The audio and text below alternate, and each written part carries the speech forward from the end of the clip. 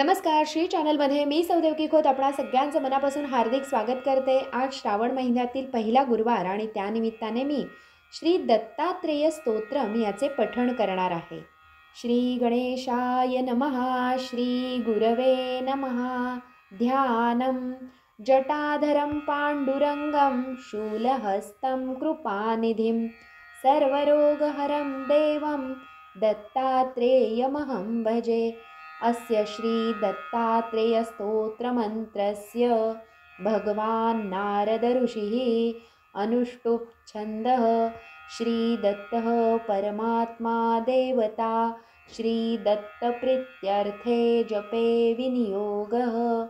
जगत् उत्पत्तिकर्त्रे च स्थितिसंहारहेतवे भवपाशविमुक्ताय दत्तात्रेय नमोऽस्तु ते.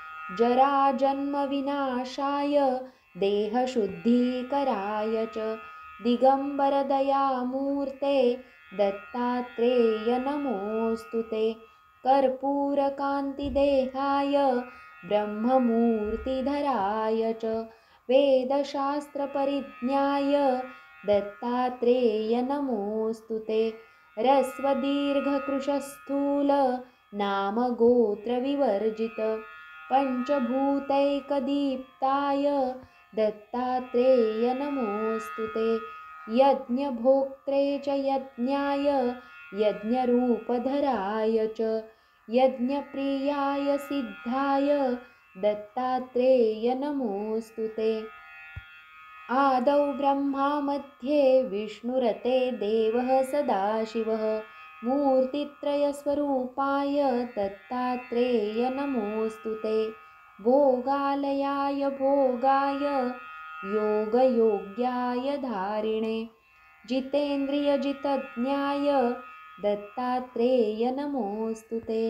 दिगम्बराय दिव्याय दिव्यरूपधराय च सदोदितपरब्रह्म दत्तात्रेय नमोऽस्तु ते.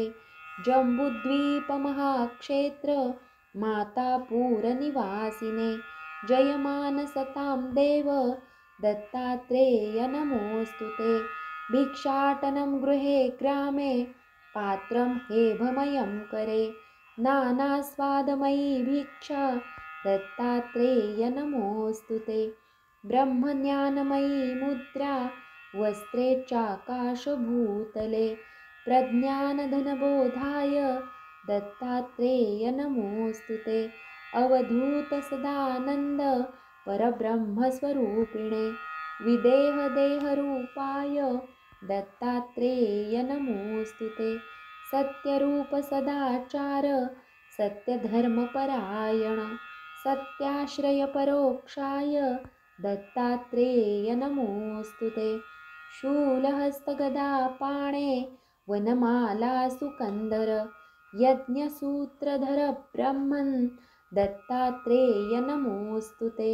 क्षराक्षरस्वरूपाय परात्परतराय च दत्तमुक्तिपरस्तोत्र दत्तात्रेय नमोऽस्तु ते.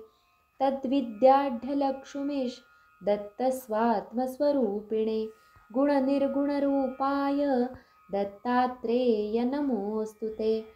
शत्रुनाशकरं स्तोत्रं ज्ञानविज्ञानदायकं सर्वपापं क्षमं याति दत्तात्रेय नमोऽस्तु ते.